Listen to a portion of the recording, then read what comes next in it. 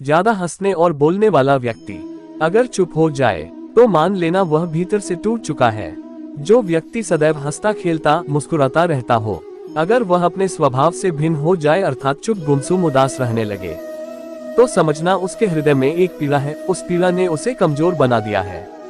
बुराई तो तुम्हें हजारों की भीड़ में भी तुम्हें ढूंढ लेगी।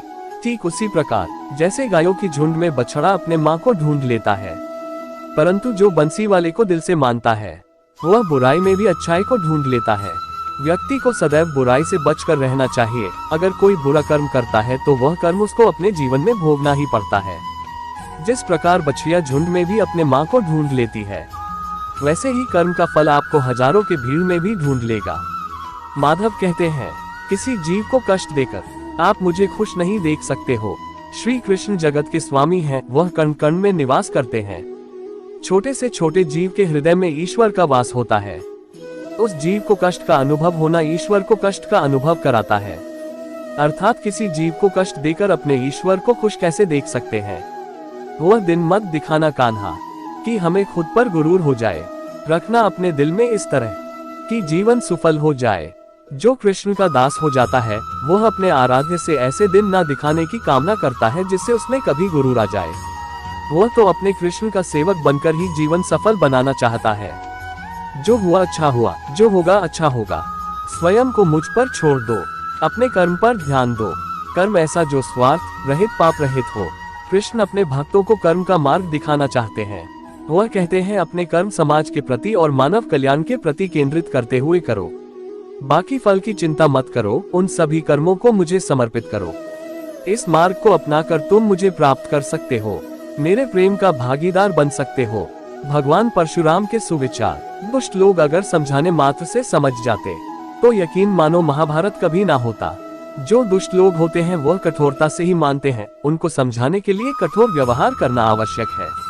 अगर समझाने मात्र से दुष्ट समझ जाते तो बांसुरी बजाने वाला कभी महाभारत नहीं होने देता। जो अपने मन पर नियंत्रण नहीं रखता वह स्वयं का धीरे धीरे शत्रु बनता जाता है। मनुष्य का मन सदैव से चंचल रहा है। इस मन की चंचलता ने मनुष्य को पथभ्रष्ट तथा मार्ग से विचलित करने में कोई कसर नहीं छोड़ी। जो व्यक्ति अपने मन को नियंत्रण में नहीं रखता वह धीरे धीरे स्वयं का शत्रु बन जाता है। जिस व्यक्ति के पास संतुष्टि नहीं है उसे कितना भी मिल जाए वह असंतुष्ट ही रहेगा। जिस व्यक्ति के पास संपूर्ण धन दौलत ऐश्वर्य वैभव सब है मगर संतुष्टि नहीं है, उस धन दौलत का कोई अर्थ नहीं। वह सदैव असंतुष्ट की स्थिति में ही रहता है। जिसके पास संतुष्टि है वह थोड़े में भी संतुष्ट रहता है। जिंदगी में सदैव अवसरों का आनंद लेना चाहिए, लेकिन किसी के भरोसे को तोड़कर नहीं। जिंदगी में भरोसा एक ऐसी चीज है जिसे प्राप्त करना वर्षों की मेहनत के समान है। फिर भी ये प्राप्त हो या नहीं ये भाग्य पर निर्भर करता है, किंतु भरोसे को तोड़कर पुनः प्राप्त करना यह संभव नहीं है। इसलिए जिंदगी में अवसरों का आनंद सदैव ले, लेकिन भरोसे को कभी टूटने ना दे। प्रेम में कोई वियोग नहीं होता, प्रेम ही अंतिम योग है, अंतिम मिलन है। प्रेम कभी ना समाप्त होने वाली प्रक्रिया है। जिस व्यक्ति को प्रेम हो जाता है वह फिर जीवन और जीवन के बाद भी प्रेम के वशीभूत रहता है। प्रेम को प्राप्त करने के लिए त्याग, तपस्या और योग का सहारा लेना पड़ता है। कभी भी स्वयं पर घमंड मत करना। पत्थर भी भारी होकर पानी में अपना वजूद खो देता है। जो व्यक्ति अपने अहंकार से भारी हो जाता है, जिसमें अभिमान भर जाता है, वह उस पत्थर की भांति होता है जो भारी होने के बावजूद भी नदी की धारा में डूबकर अपना अस्तित्व खो देता है। अगर ईश्वर तुम्हें ज्यादा प्रतीक्षा करवा रहे हैं, हो सकता है जितना तुमने मांगा उससे ज्यादा देने वाला हो। अगर किसी लक्ष्य, खुशी या सफलता की प्राप्ति में लंबा समय लग रहा है, प्रतीक्षा की अवधि अधिक है, तो हो सकता है आपकी अपेक्षा से ज्यादा आपको मिलने वाला है। अपने कर्म पर अडिग रहिए और विश्वास रखिए उस ईश्वर पर जो आपके कर्म की परीक्षा ले रहा है। जीवन ना तो भविष्य में है और ना ही अतीत में, जीवन तो बस इस पल में है, केवल इस पल में। जो लोग जीवन को भूत और अतीत के भरोसे छोड़ देते हैं उन्हें श्री कृष्ण सावधान करते हैं। जीवन का अर्थ ना भूत है ना भविष्य, जीवन केवल और केवल वर्तमान है। इसलिए वर्तमान में अपने जीवन को आनंद पूर्वक जिए, निस्वार्थ कर्म को अपने जीवन में अपनाएं। मैं विधाता होकर भी विधि के विधान को नहीं टाल सका। मेरी चाह राधा थी और चाहती मुझको मीरा थी, पर मैं हो रुक्मणी का गया। जो विधाता के लेख में होता है उसी का फल हमें मिलता है। विधि के विधान को स्वयं ईश्वर भी नहीं टाल सकते। जिस प्रकार राधा से कृष्ण निश्चल भाव से प्रेम करते थे, प्रेमिका के भाव से मीरा कृष्ण को पति मानती थी, मगर विधि के विधान में रुक्मिणी का साथ लिखा था, जिसे स्वयं विधाता भी नहीं टाल सके। क्रोध की अवस्था में भ्रम जन्म लेता है। भ्रम बुद्धि को नष्ट कर देती है। बुद्धि के नष्ट होते ही व्यक्ति का पतन हो जाता है। क्रोध व्यक्ति का सबसे बड़ा शत्रु है। क्रोध के जन्म लेते ही व्यक्ति अपना विवेक खो देता है। विवेक के खो जाने पर व्यक्ति अपने पतन के मार्ग में उन्मुख हो जाता है। क्रोध की अवस्था से सदैव बचना चाहिए। खाली हाथ आए खाली हाथ वापस चले जाओगे। आज तुम्हारा है, कल किसी और का था, परसों किसी और का होगा। तुम जिसे अपना समझकर मगन हो रहे हो, बस यही प्रसन्नता तुम्हारे दुखों का कारण है। इस संसार में कुछ भी स्थायी नहीं है, ना ही सुख दुख और ना ही जीवन मरण, सब एक प्रक्रिया है। जो खुशियां आज तुम्हारे पास है, कल वह खुशियां किसी और के पास होगी। जिसे अपना समझकर हम खुश होते हैं, वही खुशी कल दुख का कारण बनती है। आत्मा को शस्त्र नहीं काट सकता, अग्नि नहीं जला सकती, जल नहीं बुझा सकता, वायु नहीं सुखा सकती। आत्मा शाश्वत सत्य है, यह अजय है, अमर है। आत्मा नए नए शरीर को धारण करती है। एक शरीर से निकलकर दूसरे शरीर में, यही आत्मा की विचरण प्रक्रिया है। इस आत्मा को ना तो किसी शस्त्र से काटा जा सकता है, न ही अग्नि इसे जला सकती है। कोई जल इसे बुझा नहीं सकता और यह किसी वायु से सूख नहीं सकती। मैं सभी प्राणियों को समान रूप से देखता हूँ। ना कोई मुझे कम प्रिय है, ना अधिक, लेकिन जो मेरी प्रेम पूर्वक आराधना करते हैं, वह मेरे भीतर रहते हैं और मैं उनके जीवन में आता हूँ। ईश्वर के लिए सभी प्राणी समान है। उन सभी में समान रूप से ईश्वर का वास होता है। कोई जीव छोटा या बड़ा, अधिक या ज्यादा प्रिय नहीं होता। जो अपने ईश्वर की विशेष आराधना करते हैं, पुकारते हैं, उनके साथ वह सदैव उपस्थित रहते हैं।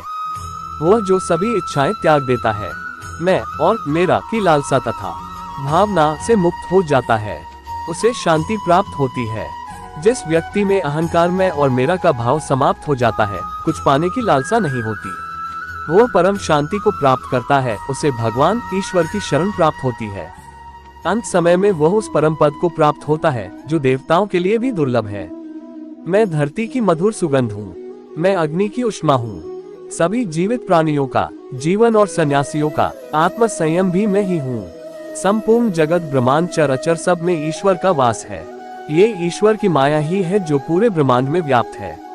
वही ईश्वर धरती पर मधुर संगीत है, वही ईश्वर अग्नि की उष्मा है। उसी ईश्वर का वास प्रत्येक प्राणियों में है। जो सन्यासियों के चित्त को शांत कर साधना में लीन करता है, वह आत्म संयम भी ईश्वर ही है। फल की अभिलाषा छोड़कर कर्म करने वाला पुरुष ही अपने जीवन को सफल बनाता है। जो व्यक्ति कर्म में विश्वास रखता है, अपने कर्म से पीछे नहीं हटता, फल की चिंता नहीं करता, वह पुरुष अपने जीवन को सफल बनाता है। फल की चिंता करने वाला व्यक्ति कभी अपने जीवन को सफल नहीं बना सकता। इस भौतिक जगत में जो व्यक्ति न तो सुख की प्राप्ति से हर्षित होता है और ना अशुभ के प्राप्त होने पर उससे घृणा करता है, वह पूर्ण ज्ञान में स्थिर रहता है। ये संसार नश्वर है। इस जगत में दुख सुख हर्ष विषाद आदि लगा रहता है। क्षण भर के सुख से जो खुश नहीं होता और अशुभ होने पर जो दुखी नहीं होता, वह व्यक्ति सच्चा ज्ञानी होता है। उसे ज्ञात होता है यहाँ सब क्षण भर के लिए होता है, भले ही वह सुख हो चाहे दुख। जो अपने हिस्से का काम किए बिना ही भोजन पाते हैं, वह चोर है। ये जीवन कर्म प्रधान है। जो व्यक्ति कर्म करके परिश्रम करके अपने लिए कुछ अर्जित करता है, वह वास्तविक रूप से उस फल का भागी है। अन्यथा वह चोर की भांति है, जिसे बैठे बिठाए सब मिल जाता है। जिस व्यक्ति को आपकी कदर नहीं, उसके साथ खड़े रहने से अच्छा आप अकेले रहें। जिस व्यक्ति के पास आपके लिए मान सम्मान और कद्र ना हो, उनके साथ रहना व्यर्थ है। वह सदैव आपके लिए शत्रुता का भाव रखते हैं। ऐसे व्यक्तियों के साथ रहने से उत्तम आप अकेले रहें। हद से ज्यादा सीधा साधा होना भी ठीक नहीं, क्योंकि जंगल में सबसे पहले सीधे पेड़ों को काटा जाता है। इस जीवन में अधिक सीधा होना, सरल होना भी अनुचित है। जो सरल और सीधे स्वभाव का होता है, लोग उसका अनायास फायदा उठाते हैं। दिव्यता केवल शक्तिशाली होने में नहीं, बल्कि वास्तविक दिव्यता दूसरों में शक्ति जागृत करने में है। दिव्यता को प्राप्त करने वाला व्यक्ति शक्तिशाली तब तक नहीं हो सकता जब तक वह दूसरों के हित में ना हो। वह व्यक्ति दूसरों को दिव्य बनाए, इसमें उसके शक्तिशाली होने का परिचय मिलता है। जिंदगी के इस रण में खुद ही कृष्ण, खुद ही अर्जुन बनना पड़ता है। रोज अपना ही सारथी बनकर जीवन के महाभारत से लड़ना पड़ता है। ये जीवन एक रणभूमि है, यहाँ निरंतर संघर्षों का सामना करना पड़ता है। इस संघर्ष रूपी महाभारत में स्वयं अपना सारथी, अपना मार्गदर्शक और योद्धा बना होता है। अच्छी किस्मत के लोग थोड़ा भी बुरा होने पर भगवान को कोसते हैं और बुरी किस्मत के लोग थोड़ा भी अच्छा होने पर भगवान का स्मरण और धन्यवाद करते हैं। जिनकी किस्मत अच्छी होती है, जिनके पास किसी साधन की कोई कमी नहीं होती, वह थोड़ा सा भी कष्ट नहीं झेलते। थोड़ी सी भी कमी होने पर भगवान को कोसते हैं। वहीं जिनके पास अभाव होता है, जिनके पास साधन की कमी होती है, उनके पास थोड़ी सी भी बरकत हो या खुशी मिले, वह भगवान को धन्यवाद करते हैं। जन्म लेने वाले के लिए मृत्यु उतनी ही निश्चित है जितना कि मृत होने वाले के लिए जन्म लेना। इसलिए जो अपरिहार्य है उस पर शोक मत करो। ये पृथ्वी नश्वर है, यहाँ सब कुछ गतिमान है। जिस प्रकार सुख दुख जीवन में आता जाता है, उसी प्रकार मृत्यु और जन्म यहाँ लगा रहता है। इसमें खुश होना या दुख मनाना व्यर्थ है। मुंह से माफ करने में किसी को वक्त नहीं लगता, पर दिल से माफ करने में सारी उम्र बीत जाती है। मुंह से माफी देना और हृदय से माफी देने में काफी अंतर है। मुख द्वारा दिए गए माफी को तत्काल प्राप्त किया जा सकता है, किंतु दिल की माफी प्राप्त करने में उम्र बीत जाती है। जब आप प्रभु के साथ जुड़ जाओगे तो आपकी परीक्षा आरंभ हो जाएगी। कुछ लोग इसे दुख समझते हैं तो कुछ लोग प्रभु की कृपा। प्रभु अपने भक्तों की सदैव परीक्षा लेते रहते हैं। इस परीक्षा में भक्तों को अनेकों कष्टों का सामना करना पड़ता है। सामान्य लोग इसे अपना दुख मानकर पीछा छुड़ाते हैं, वही साधक तथा प्रेमी प्रभु की इच्छा समझकर उसका सामना करते हैं। जो है माखन चोर, जो है मुरली वाला, वही है हम सब के दुख दूर करने वाला। जो माखन चोर है, जो मुरली वाला है, वही सबके दुख हरने वाला है, संकट से बचाने वाला है और सुख का संचार करने वाला है। संसार के संयोग में जो सुख प्रतीत होता है, उसमें दुख भी मिला रहता है, परंतु संसार के वियोग से सुख दुख से अखंड आनंद प्राप्त होता है।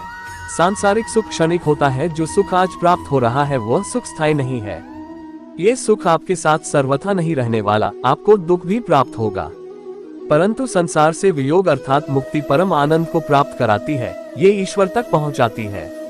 संबंध उसी आत्मा से जुड़ता है जिनका हमसे पिछले जन्मों का कोई रिश्ता होता है, वरना दुनिया के इस भीड़ में कौन किसको जानता है। माना जाता है जीवन के पूर्व कर्मों का फल इसी जन्म में प्राप्त होता है। जितने भी रिश्ते नाते सुख दुख व्यक्तिगत जीवन में प्राप्त होते हैं, वह पूर्व जन्मों का फल है, वरना कौन इतनी बड़ी दुनिया में आपसे दिल लगाता है। राधा कृष्ण का मिलना तो बस एक बहाना था, दुनिया को प्यार का सही मतलब समझाना था। राधा और कृष्ण दोनों अवतारी थे, दोनों का जन्म कुछ विशेष परिस्थितियों के लिए हुआ था। उन दोनों का मिलना बिछड़ना बस एक प्रक्रिया मात्र थी, जिसके माध्यम से प्रेम का वास्तविक रूप समाज में दिखाना था। प्रेम और आस्था दोनों पर किसी का जोर नहीं। यह मन जहाँ लग जाए वही ईश्वर नजर आता है। आस्था और प्रेम पर व्यक्ति का स्वयं नियंत्रण होता है। जहाँ आस्था और प्रेम लग जाता है वही श्री कृष्ण के दर्शन हो जाता है, क्योंकि श्री कृष्ण सर्वव्यापी है।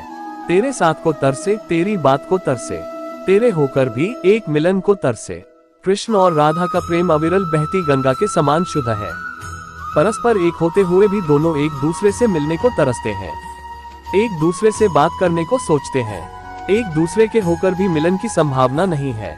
प्रहलाद जैसा विश्वास हो, भीलनी जैसी आस हो, द्रौपदी जैसी पुकार हो, मीरा जैसा इंतजार हो, तो कृष्ण को आना ही पड़ता है। कृष्ण को जो भी भक्त सच्चे हृदय से पुकारता है वह उनके साथ सदैव खड़े हो जाते हैं। प्रहलाद जैसा विश्वास, भीलनी जैसी आशा और द्रौपदी जैसी पुकार, मीरा जैसा इंतजार। अगर सभी शुद्ध हो तो कृष्ण को तो आना ही पड़ता है। जीवन में आधे दुख इस कारण जन्म लेते हैं क्योंकि उनसे आशाएं बड़ी होती है।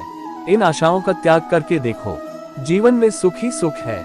आशाएं व्यक्ति को दुख के मार्ग पर ले जाती है।